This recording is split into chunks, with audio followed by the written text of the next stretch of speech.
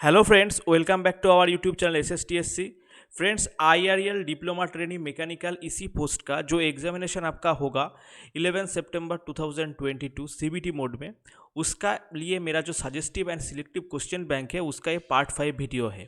Part 4 तक मैंने discuss कर दिया हूँ एंड इसका जो PDF कॉपी वो मेरा टेलीग्राम चैनल में भी मैं शेयर कर दिया हूँ। बहुत सारे स्टूडेंट्स को मिल गया है। जिस स्टूडेंट्स नया है इस वीडियो को फर्स्ट टाइम देख रहा है उसके लिए मैं बोलना चाहूँगा, आप इस वीडियो का डिस्क्रिप्शन बॉक्स में आपको टेलीग्राम चैनल में ज्वाइन होने का लिंक मिल जाएगा। टेलीग्राम चैनल में आप ज्वाइन हो जाइए एंड उसमें से आप PDF कॉपी ले लीजिए। आपका प्रिपरेशन के लिए आप यूज़ कीजिए उस PDF को, ठीक है, क्योंकि अभी ज़्यादा टाइम हाथ में नहीं है आपका।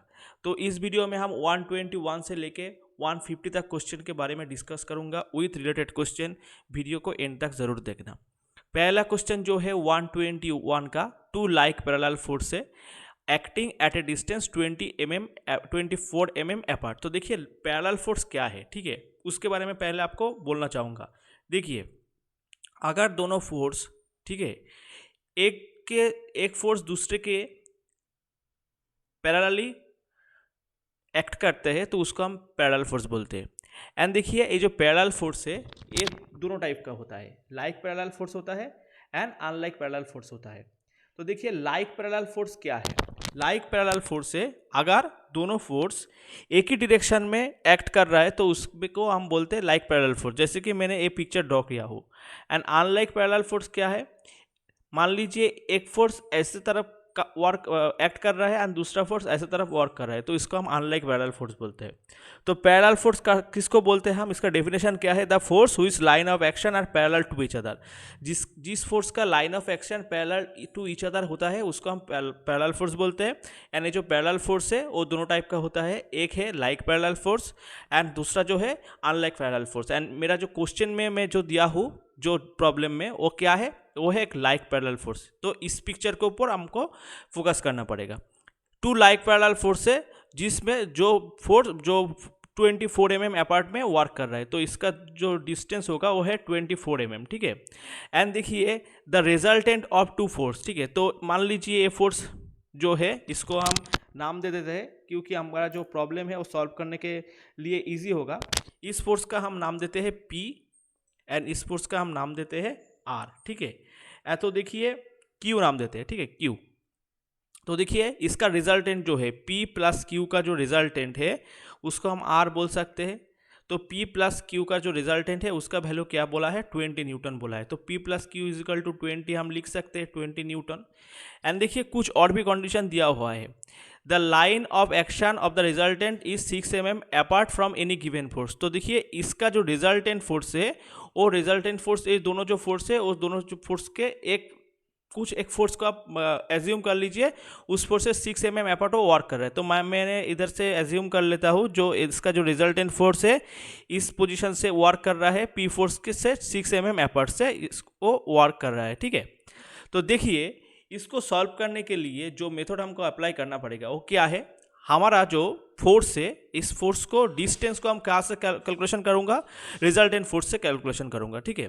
तो मान लीजिए P force into 6 is equal to Q का तो डिस्टेंस क्या होगा, टोटल डिस्टेंस है 24, उसमें से 6 हट जाएगा, ठीक है, 6 डिवाइड हो जाएगा तो हो जाएगा 18 इंटू Q, ठीक है।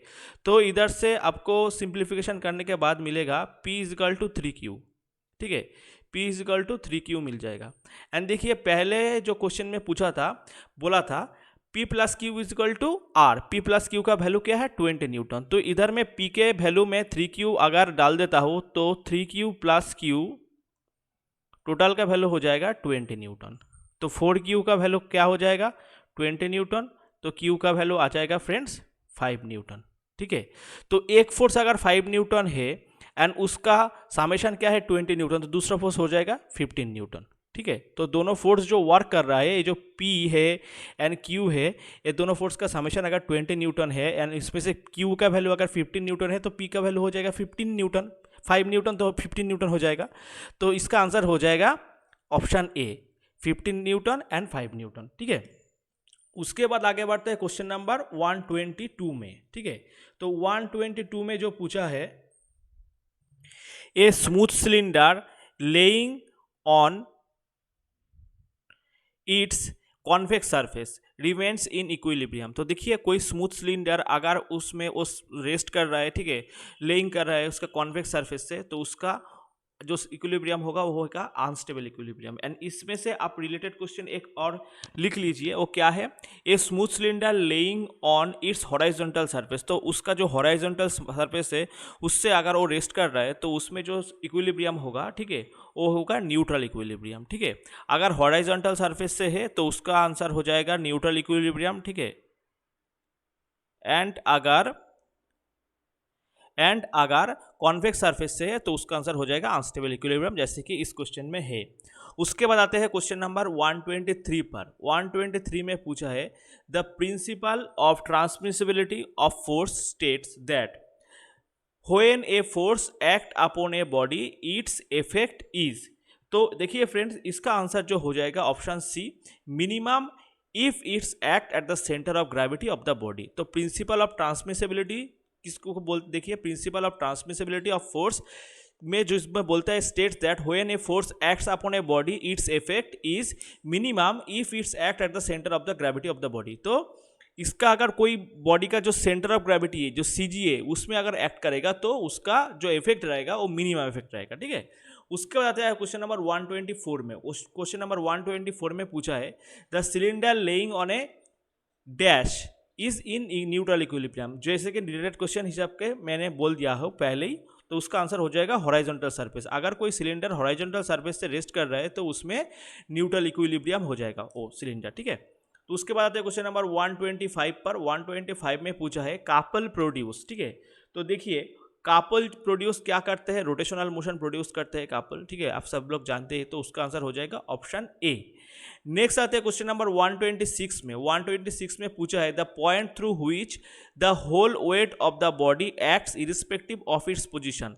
तो देखिए कोई बॉडी का जिस पॉइंट से हर फोर्स एक्ट करते हैं, ठीक है, जिस पॉइंट से टोटल वेट एक्ट करते हैं, ठीक है, अगर कोई बॉडी है तो उसका जो उस पॉइंट को हम लोकेट कर सकते हैं, उस पॉइंट से कोई स्ट्रिंग, कोई कुछ भी से हम अगर उसको पकड़ लेते हैं, ठीक है, तो उस बॉडी क्या है, नहीं हिलेगा। ठीक है, तो अगर कोई पॉइंट से कोई ऑब्जेक्ट का होल वेट एक्ट कर रहा है तो उसको हम क्या बोलते हैं, सेंटर ऑफ ग्रेविटी बोलते हैं। ठीक है, सेंटर ऑफ ग्रेविटी और सीजी हम बोलते हैं। एंड देखिए डिफरेंट बॉडी जो है उसका सीजी का वैल्यू क्या है ये आपको देखना पड़ेगा, क्योंकि एग्जामिनेशन में आ सकते हैं। क्वेश्चन नंबर 127 में आते हैं क्वेश्चन हम। ठीक है, तो देखिए क्वेश्चन नंबर 127 में पूछा है the centroid is same as. तो सेंट्रॉइड का मतलब क्या है, सेंट्रॉइड जो है वही है सेंटर ऑफ ग्रेविटी। ठीक है, तो सेंटर ऑफ ग्रेविटी का जो दूसरा नाम है वो है सेंट्रॉइड। ठीक है, ये भी क्वेश्चन आपका आ सकता है एग्जामिनेशन में। नेक्स्ट आता है क्वेश्चन नंबर 128 पर। 128 में पूछा है the shear modulus of most material with respect to the modulus of elasticity.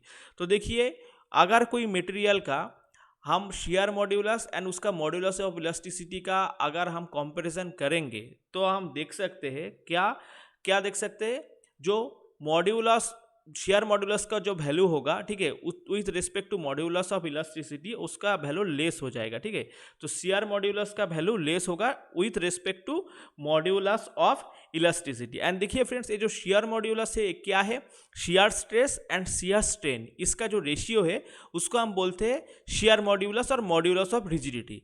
And linear stress and linear strain का जो रेशियो बनता है उसको हम बोलते हैं मॉड्यूलस ऑफ इलास्टिसिटी, और यंग मॉड्यूलस भी हम बोल सकते हैं। ठीक है, नेक्स्ट आते हैं क्वेश्चन नंबर 129 पर। 129 में पूछा है when a bar is subjected to change of temperature and its deformation is prevented then the stress induced in the bar.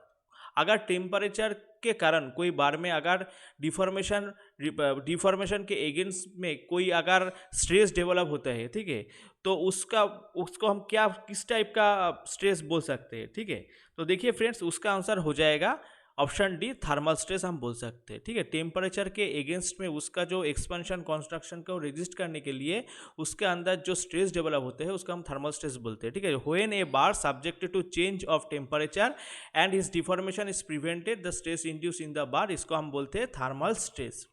Next आते हैं क्वेश्चन नंबर 130 पर। 130 में पूछा है स्टील बार जिसका 5 mm है, a steel bar of 5 mm is heated from 15 degree to 40 degree Celsius. तो 15 degree से उसको हीट करके 40 डिग्री सेल्सियस तक लाना है। तो and its free to expand, देखिए इस फ्री टू एक्सपेंड के अंदर आपको मार्किंग करना पड़ेगा। तो फ्री टू एक्सपेंड अगर है तो उसमें कोई स्ट्रेस डेवलप नहीं होगा, ठीक है। तो उसका आंसर हो जाएगा नो स्ट्रेस। अगर फ्री टू एक्सपेंड है तो उसमें कोई स्ट्रेस डेवलप नहीं होगा मेरा फ्रेंड्स, ठीक है। तो इसको आपको फोकस करना पड़ेगा। उसके बाद आते हैं क्वेश्चन नंबर 131 पर। 131 में पूछा है ए बार ऑफ कॉपर एंड स्टील, ठीक है। तो देखिए कॉपर एंड स्टील से कोई कंपोजिट बार अगर मैन्युफैक्चर हुआ है तो उसमें से उसको हीटेड कर रहा है, ठीक है, 40 डिग्री सेल्सियस तक। Then the stress induce in the copper bar will be. तो देखिए steel bar and copper bar को हम हीटेड कर रहा है 40 डिग्री सेल्सियस में। तो कॉपर बार के अंदर कैसा तरफ का स्ट्रेस डेवलप होगा, ठीक है। तो देखिए कॉपर बार के अंदर होगा कॉम्प्रेसिव स्ट्रेस डेवलप, ठीक है। कॉपर बार के अंदर होगा कॉम्प्रेसिव स्ट्रेस डेवलप फ्रेंड्स, ठीक है। उसके बाद आते हैं क्वेश्चन नंबर 132 पर। क्वेश्चन नंबर 132 में पूछा है which of the following statement is correct. इसमें से कौन सा स्टेटमेंट करेक्ट है उसको हमको एनालिसिस करना पड़ेगा, ठीक है। तो देखिए सब कुछ जो स्टेटमेंट दिया है उस सभी स्टेटमेंट को हमको पढ़ना है। तो देखिए पहला जो स्टेटमेंट है the stress is pressure per unit area, ठीक है। तो देखिए स्ट्रेस कभी भी प्रेशर पर यूनिट एरिया नहीं है, स्ट्रेस है फोर्स पर यूनिट एरिया, ठीक है, फोर्स पर यूनिट एरिया। तो ये गलत है, इसको हम क्रॉस कर देते हैं। उसके बाद आते हैं the strain is expressed in mm। तो देखिए स्ट्रेन का कोई वैल्यू नहीं है क्योंकि स्ट्रेन जो है वो है change in length bye original length. तो लेंथ कट जाएगा, उसमें कोई जो उसका यूनिट नहीं आएगा, ठीक है। तो ये भी गलत है। उसके बाद आते हैं Hooke's law holds good up to breaking point. तो Hooke's law holds good up to elastic point, ठीक है। तो ये भी क्रॉस हो जाएगा, ठीक है, इसका भी कोई इंपॉर्टेंस नहीं है। उसके बाद देखिए फाइनली ऑप्शन डी आंसर होगा आपका, लेकिन एक बार मैं बोल देता हूँ the stress is directly proportional to the strain within elastic limit. तो डायरेक्ट इसका जो है हुक्स लॉ है within elastic limit stress is proportional to strain, ठीक है। तो ये स्टेटमेंट करेक्ट है, तो इसका आंसर हो जाएगा ऑप्शन डी। उसके बाद आते हैं क्वेश्चन नंबर 133 पर। क्वेश्चन नंबर 133 में पूछा है the ratio of lateral strain to the linear strain. तो देखिए बहुत ही इंपॉर्टेंट क्वेश्चन है एंड इफेक्टिव क्वेश्चन है, ठीक है। इसमें जितना स्टार हो सकता है आप मार सकते हैं, ठीक है। The ratio of lateral strain and linear strain, lateral strain and linear strain का जो रेशियो बनते हैं उसको हम बोलते हैं पॉइसन्स रेशियो, ठीक है। Lateral strain and linear strain का जो रेशियो होता है उसको हम पॉइसन्स रेशियो बोलते हैं, ठीक है। एंड देखिए फ्रेंड्स इसमें दोनों ही स्ट्रेन है, ठीक है, इसमें स्ट्रेस का कोई वर्ड्स यूज नहीं है, ठीक है। उसके बाद क्वेश्चन नंबर 134 पर। 134 में पूछा है the pressure at the point below 4 mm the pressure at the point 4 mm below the free surface of water. तो वाटर के 4 mm बिलो में, ठीक है, अगर कोई प्रेशर है तो उसका वैल्यू क्या है। तो देखिए फ्रेंड्स इस न्यूमेरिकल को मैं समझाता हूँ आपको। तो देखिए इस न्यूमेरिकल को करने के लिए आपको एक ही जो फंडामेंटल जो पॉइंट है उसको आपको याद करना पड़ेगा। वो क्या है, देखिए इसमें आपको 9.81 को मल्टीप्लिकेशन करना है किससे, इधर में 4 mm बिलो बोला है तो इसमें हम 4 mm बिलो से मल्टीप्लाई करेंगे। अगर 5 mm बिलो बोला है तो 5 से मल्टीप्लाई करना पड़ेगा। जिस mm बिलो बोलेगा आपको उसको मल्टीप्लाई करना होगा 9.81 से, ठीक है। तो 9.81 से अगर 4 को आपको मल्टीप्लाई करना है तो उसमें देखिए आपका जो आंसर आ जाएगा 39.24, ठीक है। एंड इसका जो यूनिट होगा, ठीक है, वो होगा किलो पास्कल, ठीक है।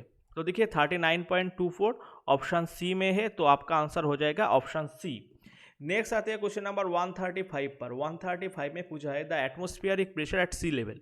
तो देखिए सी लेवल में जो एटमॉस्फेरिक प्रेशर होता है, ठीक है, सी लेवल में जो एटमॉस्फेरिक प्रेशर का जो वैल्यू होता है वो क्या है 103 किलो न्यूटन पर मीटर स्क्वायर, ये भी सही है। 10.3 mm ऑफ वाटर कॉलम, ठीक है, ये भी सही है। 760 mm ऑफ मार्करी कॉलम का प्रेशर, ये भी सही है। And all of the above होगा। अगर ऑप्शन बी सही है, सी सही है, ए सही है तो ऑल ऑफ द अबव आपका आंसर हो जाएगा। नेक्स्ट आते हैं क्वेश्चन नंबर 136 पर। 136 में पूछा है the pressure less than atmospheric pressure. तो देखिए एटमॉस्फेरिक प्रेशर से अगर प्रेशर लेस है, ठीक है, तो उस टाइप ऑफ प्रेशर को हम किस प्रेशर बोल सकते हैं, उसको हम बोल सकते हैं सक्शन प्रेशर, उसको हम बोल सकते हैं वैक्यूम प्रेशर, उसको हम बोल सकते हैं नेगेटिव गेज प्रेशर। ठीक है, तो देखिए इधर से एक रिलेटेड क्वेश्चन मैं बता देता हूँ। नेगेटिव गेज प्रेशर के हम बोलते हैं वैक्यूम प्रेशर भी हम बोल सकते हैं। ठीक है, तो इसका आंसर हो जाएगा ऑल ऑफ दिस फ्रेंड्स। ठीक है, एंड ये क्वेश्चन बहुत ही इंपॉर्टेंट क्वेश्चन है। नेक्स्ट आते हैं क्वेश्चन नंबर 137 पर। 137 में पूछा है the pressure of liquid measure with the help of piezometer.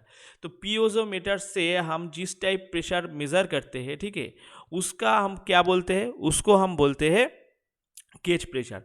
तो पियोजोमीटर ट्यूब से हम जिस टाइप प्रेशर मेजर करते हैं उसका हम बोलते हैं गेज प्रेशर। नेक्स्ट आते हैं क्वेश्चन नंबर 138 पर। 138 में देखिए पियोजोमीटर ट्यूब के ऊपर एक और भी क्वेश्चन है। Piezometer tube is used only for measuring. तो पियोजोमीटर ट्यूब हम मेजर करते हैं मॉडरेट प्रेशर ओनली मेजरिंग करने के लिए। ठीक है, तो piezometer tube only moderate pressure को मेजर करने के लिए हम इस्तेमाल करते हैं।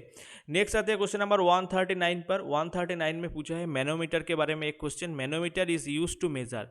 तो मैनोमीटर हम किस काम के लिए इस्तेमाल करते हैं फ्रेंड्स?